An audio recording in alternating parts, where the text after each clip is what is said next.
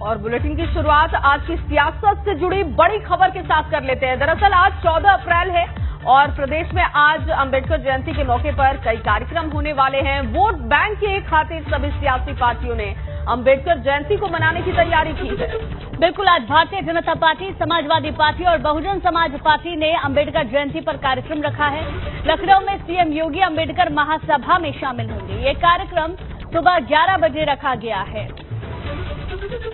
और इसके अलावा दोपहर 12 बजे सीएम योगी आदित्यनाथ अंबेडकर विश्वविद्यालय जाकर भी कार्यक्रम में हिस्सा लेने वाले हैं। वहीं समाजवादी पार्टी की बात की जाए तो समाजवादी पार्टी ने लखनऊ में पार्टी मुख्यालय समेत सभी जिला कार्यालय पर कार्यक्रम रखा हुआ है। उधर बहुजन समाज पार्टी भी अंबेडकर जयंती मनाएगी। सुबह 8 बजे मायावती स्टेट पार्टी ऑफिस पर अंबेडकर को श्रद्धा सुमन अर्पित करेंगी। तो अंबेडकर जयंती पर नेताओं की ओर से शपथ ली जाएगी। आज कई सारे कार्यक्रम होंगे। अंबेडकर महासभा में योगी आदित्यनाथ शामिल होंगे। बाबा अंबेडकर की जयंती पर मायावती भी श्रद्धा सुमन अर्पित करेंगी। भाजपा, सपा, बसपा अंबेडकर जयंती अलग अलग तरीकों से आज मनाएंगे। तो सभी राजनीतिक पार्टियों ने कार्यक्रम रखा हुआ है, चाहे वो भारतीय जनता पार्टी हो, समाजवादी पार्टी या फिर बसपा हो। हर पार्टी की तरफ से अलग अलग तरीके के कार्यक्रम रखे गए हैं और अंबेडकर जयंती आज है, 14 अप्रैल है। अंबेडकर महासभा में शामिल होने वाले हैं सीएम योगी आदित्यनाथ। दूसरी तरफ बाबा भीमराव अंबेडकर को आज श्रद्धांजलि अर्पित करेंगी मायावती, वो भी कार्यक्रम में शामिल होने वाली हैं। इसके अलावा आपको बताएं कि समाजवादी पार्टी की तरफ से भी कार्यक्रम का आयोजन किया गया है। यानी कि वोट बैंक की राजनीति और इसके साथ ही इस वोट बैंक का कितना महत्व है, इसका पूरा ख्याल रखा जा रहा है।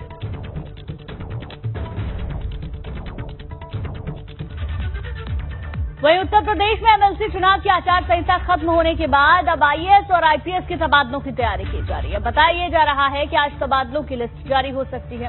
इसके तहत कई जिलों के डीएम और कई विभागों के प्रमुख सचिव बदले जाएंगे। बिल्कुल, और सुपर टाइम स्केल में प्रमोट हुए कई आईएएस अफसरों का तबादला होने वाला है। आपको ये भी बता दें कि योगी सरकार 2.0 के शपथ ग्रहण के बाद अब तक अफसरों का तबादला नहीं हुआ था, लेकिन अब ये सिलसिला शुरू होने जा रहा है। बिल्कुल, सूत्रों की माने तो 14 आईपीएस अधिकारियों के ट्रांसफर की तैयारी हो रही है। आईपीएस के साथ कई पीपीएस अफसरों का भी ट्रांसफर हो सकता है। 8 जिलों के पुलिस कप्तान का नाम ट्रांसफर लिस्ट में शामिल किया गया है। और सूत्रों के हवाले से बड़ी खबर यह भी है कि 2 पुलिस कमिश्नर भी हटाए जा सकते हैं। किसी भी वक्त तबादले के आदेश आ सकते हैं। तो 8 जिलों में पुलिस कप्तान का नाम भी लिस्ट में शामिल है। इस बात की जानकारी है आज जारी हो सकती है ट्रांसफर की लिस्ट। और देखिए किसे क्या जिम्मेदारी मिलती है, किसका कहां तबादला होता है, ये देखना होगा। दरअसल आचार संहिता खत्म होने के बाद अब ये प्रक्रिया शुरू हो चुकी है। आज जो दिन है और प्रदेश भर में अंबेडकर जयंती मनाई जा रही है, किस तरीके के कार्यक्रम होने वाले हैं, ये बताने के लिए अनुभव मेरे सहयोगी जुड़ चुके हैं ज्यादा जानकारी के साथ। अनुभव, क्या तैयारी दिखाई दे रही है, क्योंकि आज अंबेडकर जयंती है और अंबेडकर जयंती के मौके पर चाहे वो भारतीय जनता पार्टी हो, समाजवादी पार्टी हो, बीएसपी हो, हर राजनीतिक पार्टियों की तरफ से कार्यक्रम का आयोजन हो रहा है। देखिए, बिल्कुल जिस तरीके से आज डॉक्टर भीमराव अंबेडकर की जो जयंती है, उस मौके पर सभी सियासी दल कोई न कोई कार्यक्रम कर रहे हैं। चाहे हम बीजेपी की बात कर लें, उसका तो जब से स्थापना दिवस का कार्यक्रम शुरू हुआ है तब से ही पूरा एक सामाजिक समरसता पखवाड़ा मनाया जा रहा है। और उसके तहत आज जो कार्यक्रम रखे गए उसमें मंत्रियों को, सांसदों को, विधायकों को, पार्टी के जो पदाधिकारी, उनको जगह जगह जाना है, अलग अलग जगहों पर जाना है और कार्यक्रमों में शामिल होना है। ये भी कहा गया है कि सभी लोग जो पार्टी के कार्यकर्ता हैं वो जहां पर भी बाबा साहब भीमराव अंबेडकर की कोई प्रतिमा है वहां जाएंगे, उसकी साफ सफाई करेंगे, पुष्पांजलि अर्पित करेंगे। तो इस तरीके का पूरा कार्यक्रम है। और कहीं न कहीं जो सहभोज होगा दलितों के साथ कुछ जगहों पर रखा गया है, उसमें भी लोग शामिल होंगे। जैसे आप देखिए, उप मुख्यमंत्री केशव प्रसाद मौर्य आज दूसरे जिले में रहेंगे। इसी तरीके से डिप्टी सीएम ब्रजेश पाठक, उनको भी आज दूसरे जिले में जाना है जहां पर ये कार्यक्रम हो रहा है, वहां उनको रहना है। तमाम सारे जो सरकार के मंत्री अलग अलग जगहों पर जाएंगे। अगर मुख्यमंत्री की बात कर ले तो लखनऊ में ही 2 कार्यक्रम है। सुबह तकरीबन 11 बजे जो भीमराव अंबेडकर परिनिर्वाण स्थली है वहां पर जाएंगे, वहां कार्यक्रम में शामिल होंगे। तकरीबन 10:30 बजे जो बाबा साहब भीमराव अम्बेडकर की जो प्रतिमा है वहां पर जाएंगे, पुष्पांजलि अर्पित करेंगे।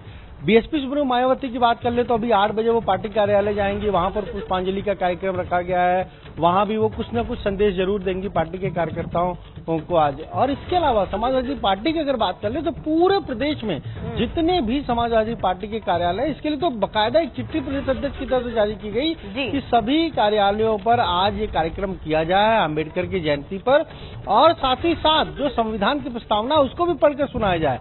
इतना ही नहीं, जो दलित टॉपर है उनके घर भी आज जाएंगे सपा के कार्यकर्ता और उनका सम्मान करेंगे। तो सबका फोकस कहीं न कहीं आज हम देख रहे हैं तो भीमराव अंबेडकर के आसपास ही है। क्यों? क्योंकि आपने बात कही वोट बैंक की, तो वोट बैंक बहुत अच्छी खासी संख्या में है उत्तर प्रदेश में। बिल्कुल अनुभव, करीब उत्तर प्रदेश में देखें तो 21% दलित है और जिनको साधने की कोशिश लगातार करती गई हैं तमाम राजनीतिक पार्टियां, और इस वक्त भी वही नजर आ रहा है। शुक्रिया अनुभव तमाम जानकारियों के लिए आपका। और चलिए आगे बढ़ेंगे और अब बात कर लेते हैं सीएम योगी के एक्शन मोड की भी, क्योंकि यूपी की तस्वीर बदलने के लिए और आने वाले वक्त की कार्य योजना को लेकर मुख्यमंत्री लगातार काम करते हुए दिखाई दे रहे हैं। गुंजन, बिल्कुल इसी को लेकर सीएम योगी लगातार अलग अलग विभागों के प्रेजेंटेशन देख रहे हैं। कल एनएक्सी बिल्डिंग में सीएम योगी ने कृषि क्षेत्र की कार्य योजना का प्रेजेंटेशन देखा, जहां सीएम के सामने कृषि से जुड़े 11 विभागों का प्रेजेंटेशन दिया गया। बिल्कुल, और इसके साथ ही कृषि, सिंचाई, गन्ना, वन समेत 11 विभागों ने प्रेजेंटेशन दिया। और कृषि सेक्टर के 11 विभाग 100 दिन, 6 महीने और 1 साल का रोड मैप लेकर वहां पर पहुंचे थे। इस दौरान सीएम योगी के अलावा दोनों डिप्टी सीएम थे, कई मंत्री और अधिकारी भी मौजूद रहे।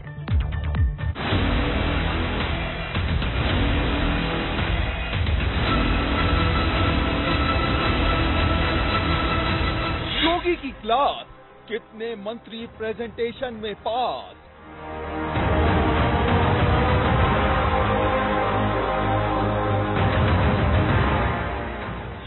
हर विभाग की परीक्षा, 100 दिन बाद होगी समीक्षा। यूपी में जीत दर्ज कर योगी आदित्यनाथ ने इतिहास रच दिया, और अब यही इतिहास योगी काम के मामले में भी रचना चाहते हैं, क्योंकि जो काम पिछले 5 साल में छूट गया उसे योगी हर हाल में वक्त रहते पूरा कर लेना चाहते हैं। यही वजह है मुख्यमंत्री पद की शपथ लेने के बाद सीएम योगी ने ऐलान किया था वो यूपी को उत्तम प्रदेश बनाकर ही दम लेंगे, और अपने सभी मंत्रियों के 100 दिन के काम का खाका तैयार करने का निर्देश दिया था। सीएम योगी ने आज विभिन्न विभागों को लेकर प्रेजेंटेशन देखा। कृषि से जुड़े जो विभाग थे उनका मुख्यमंत्री ने प्रेजेंटेशन देखा, और उस प्रेजेंटेशन के दौरान 100 दिन, 6 महीने, 1 साल, 2 साल से लेकर 5 साल तक के जो लक्ष्य विभागों ने तय किए हैं उनके बारे में विस्तृत जानकारी ली। एक पूरा जो प्रेजेंटेशन था ये कृषि से जुड़े 11 विभागों के ऊपर आधारित था, और इन 11 विभागों को लेकर अगर हम बात करें तो उसमें कृषि विभाग, गन्ना विभाग, पशुधन विभाग, दुग्ध विकास विभाग, इस तरह से कुल 11 विभाग थे, मत्स्य विभाग, और इन सब के बारे में पूरी जानकारी दी। बुधवार को इसकी पहली झलक दिखाई दी जब सीएम योगी ने पूरी तैयारी के साथ अपने सभी मंत्रियों को बैठक के लिए बुलाया, जिसमें सभी मंत्री अपनी पूरी प्रेजेंटेशन के साथ बैठक में पहुंचे। करीब 2.5 घंटे तक प्रेजेंटेशन चली, जिसमें 11 मंत्रियों ने अपने काम का पूरा लेखा जोखा सीएम योगी के सामने प्रेजेंटेशन के जरिए रखा। हुआ 100 दिन, 6 महीने, 2 साल हमारी क्या कार्य योजना होगी, यही प्रेजेंटेशन। प्रदेश के हित में विशेष तौर से कृषि क्षेत्र से जुड़े सारे विषय थे, और जो भी रहा बहुत अच्छा रहा। उत्पादन सेक्टर के क्षेत्र पर आज चर्चा हुई है, और ऐसे ही सेक्टरवार चर्चाएं होगी। आज पूरी विस्तृत चर्चा होगी। सर, जो योजना है क्या आगामी 5 साल तक के लिए पूरी चर्चा? अभी सारी बातें धीरे धीरे आपके प्रकाश में आ जाएंगी। गांव में रहने वाले जो जमीन और जल पर उनसे रिलेटेड जितने भी विभाग थे, बागवानी थी, रेशम था, मत्स्य था, दुग्ध था, सहकारिता, उसके साथ बाढ़, ये सारे चीजें से रिलेटेड जो थे उनको कैसे विकसित किया जाए, कैसे उन्हें धरातल पर लाया जाए, कैसे इसे विकास की मुख्यधारा से जोड़ा जाए, उसके सारे टाइम बाउंड प्रोग्राम पर चर्चा हुई। पहले क्या हुआ उसका कितना हम उस पर अचीवमेंट हुए, कितना और आगे अचीवमेंट होगा, कितना हम उसे कर सकते हैं, इसी पर उसका प्रेजेंटेशन था। मतलब काम शुरू करने की तारीख क्या होगी, उसका बजट क्या होगा और काम खत्म होने की तारीख क्या होगी, क्योंकि कई बार काम समय पर पूरा नहीं होता है, जिससे काम का बजट बढ़ जाता है। लेकिन इस बैठक में सीएम योगी के सामने मंत्रियों ने न सिर्फ अपने काम का एक्शन प्लान, बल्कि कौन सा काम किस ठेकेदार से कराया जाएगा, किस क्वालिटी का सामान लगेगा और सबसे बड़ी बात, शुरू हो रही योजना का फायदा किस किस वर्ग को होगा, इन सभी बिंदुओं की एक रिपोर्ट प्रेजेंटेशन के जरिए मंत्रियों ने सीएम योगी के सामने रखी, जिसका मतलब एकदम साफ है, सीएम योगी ने सूबे की जनता के सामने जवाबदेही का पूरा खाका खींच दिया है, क्योंकि ये पहली बार है जब सरकार टारगेट लेकर काम कर रही है और सबकी नजर इस बात पर है कि पहले 100 दिन के लिए सरकार अपने लिए क्या लक्ष्य रखती है और ये योजनाएं जनता के लिए कितनी क्रांतिकारी साबित होंगी। Bureau report, ABP Ganga. आगे बढ़ते हैं खबरों में। लखनऊ से खबर, जहां परिवहन निगम प्रशासन ने अपनी साधारण और एसी बस का किराया बढ़ा दिया है। टोल की दरों में बढ़ोतरी का असर अब रोडवेज बसों पर भी पड़ा है। रोडवेज बसों का सफर 7 तक महंगा हुआ है। 200 किलोमीटर की दूरी में 3 का इजाफा हुआ है, 3 रुपए का इजाफा हुआ है, जबकि एसी बसों का किराया और भी ज्यादा महंगा कर दिया है। पहले जो टोल नहीं लगते थे, अब टोल टैक्स लगने लगे हैं और उसका असर अब रोडवेज पर भी दिखने लगा है। साधारण जो बसें हैं उनका भी किराया बढ़ा दिया गया है, इसके साथ साथ एसी की जो बस हैं उनका किराया भी बढ़ाया गया है। फोन लाइन पर अनुभव इस वक्त जुड़ चुके हैं ज्यादा जानकारी के साथ। अनुभव, देखिए किराए बढ़ा दिए गए, चाहे वो एसी बस या नॉर्मल बसेस के हों, कहीं ना कहीं अब महंगाई की मार और दोगुनी पड़ने वाली। एक तरफ तो पेट्रोल डीजल के दाम बढ़ ही रहे थे, हालांकि अभी राहत है, लेकिन अब ये देखिए अगर किराए बढ़े हैं तो फिर ये तो दोगुनी मार हो गई महंगाई की। देखिए, बिल्कुल पेट्रोल डीजल के दाम बढ़ रहे हैं, पेट्रोल को किस तरह से महंगा किया गया और उसका असर अब पड़ा है जो यात्री बस में सफर करते हैं। परिवहन निगम ने जो रोडवेज की बसें हैं, चाहे हम साधारण बसों की बात कर लें या फिर एसी बसों की बात कर लें, सबके किराए बढ़ाए हैं। कहीं 3 रुपए बढ़े हैं, कहीं 7 रुपए बढ़े हैं। तो एसी किरायों का अगर हम सफर करें तो 40-42 रुपए तक का फर्क आया है। अगर आप देखिए जिस तरीके से मान लीजिए 100 किलोमीटर कोई जाता है साधारण बस में, तो 1.5 रुपए उसका किराया बढ़ा है, उसको उतना ज्यादा देना होगा। और अगर एसी बस की बात करने को अगर 100 किलोमीटर तक जाता है तो तकरीबन 7 से 8 रुपए ज्यादा किराया देना होगा। जैसे जैसे दूरी बढ़ेगी किराया भी बढ़ता जाएगा। तो टोल के बढ़ने का असर है, साथ ही साथ डीजल पेट्रोल के दामों के बढ़ने का असर है और कहीं न कहीं आम आदमी, आम यात्री जो है उसकी जेब पर बोझ बढ़ा है। जी, बहुत शुक्रिया अनुभव तमाम जानकारी के लिए। तो देखिए 200 किलोमीटर की दूरी में 3 रुपए का इजाफा कर दिया गया है। अब आपको ज्यादा भुगतान करना होगा अगर रोडवेज की बसों में आप सफर करते हैं तो। वहीं समाजवादी पार्टी में दिख रही बगावत के बाद पार्टी अध्यक्ष और संरक्षक अलर्ट हो गए हैं। आज दोनों नेता मैनपुरी में कार्यकर्ताओं से संवाद करने वाले हैं और इसके लिए कार्यक्रम तय किया गया है। गुंजन, बिल्कुल, विधानसभा चुनाव के बाद पहली बार दोनों नेता एक साथ मैनपुरी पहुंचेंगे, जहां पार्टी कार्यालय पर कार्यकर्ताओं में उत्साह भरते हुए भी नजर आएंगे। दरअसल यूपी चुनाव में लगातार हार के बाद अखिलेश की मुश्किलें बढ़ती ही जा रही हैं। शिवपाल यादव के बाद टीम आजम ने भी मोर्चा खोल दिया, जिसका सीधा असर एक बड़े वोट बैंक पर माना जा रहा है। और ऐसे में अब अखिलेश यादव एक्टिव दिखाई दे रहे हैं, क्योंकि मुस्लिम विरोधी अखिलेश यादव हैं। इस तरीके की बातें भी कुछ संगठनों की तरफ से सामने आई है और ऐसे में अब देखिए अखिलेश यादव का अगला प्लान भी सामने आ चुका है। सबसे पहले शिवपाल यादव की नाराजगी, इसके बाद आजम खान की तरफ से नाराजगी देखने को मिली। उनके मीडिया प्रभारी ने खुलकर बयान दिया अखिलेश यादव को लेकर। इसके बाद एक मुस्लिम संगठन की तरफ से भी मुस्लिम विरोधी अखिलेश यादव को बता दिया गया। ऐसे में एक बड़ा वोट बैंक जो प्रभावित हो रहा है उसे बचाने की कोशिश करते हुए दिखाई देंगे अखिलेश यादव। और इसी कड़ी में देखिए आज मैनपुरी में संवाद करने वाले हैं मुलायम सिंह यादव होंगे, क्योंकि एक मुस्लिम संगठन की तरफ से गुंजन ये बात कही गई कि मुलायम सिंह यादव की समाजवादी पार्टी में और अखिलेश यादव की समाजवादी पार्टी में बहुत अंतर है। बस उसी अंतर को पाटने की कोशिश करते हुए दिखाई देने वाले हैं अखिलेश यादव। बिल्कुल, ये देखने वाली बात होगी जया, क्योंकि अगर हम गौर करें तो शिवपाल सिंह यादव ने भी मुलायम सिंह यादव से मुलाकात की और आजम खान को भी मुलायम सिंह यादव का ही करीबी माना जाता है। अब जब मुलायम और अखिलेश की मुलाकात होगी तो संभवतः कि कुछ जो इस वक्त पेच फंसे हुए हैं शायद वो खुल जाए, देखने वाली बात होगी। चलिए आगे बढ़ते हैं। बरेली में ऑल इंडिया तंजीम उलेमा इस्लाम के राष्ट्रीय महासचिव मौलाना शहाबुद्दीन रिजवी ने बड़ा बयान दिया है। मौलाना शहाबुद्दीन रिजवी ने सपा के राष्ट्रीय अध्यक्ष अखिलेश यादव पर हमला बोलते हुए कहा, अखिलेश यादव ने मुस्लिमों की अनदेखी की है।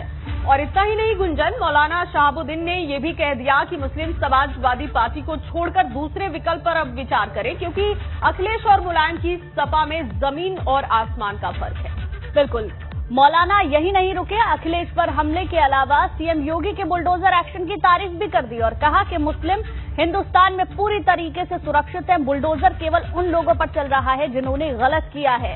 अब देखिए जरा, सबसे बड़ी बात यह है कि जब भी समाजवादी पार्टी की बात होती है तो एमवाई फैक्टर की बात हमने सुनी है, और जब मुस्लिम ही नाराज हो जाएगा तो एक बहुत बड़ा वोट बैंक यानी कि समाजवादी पार्टी से नाराज होता हुआ नजर आ रहा है।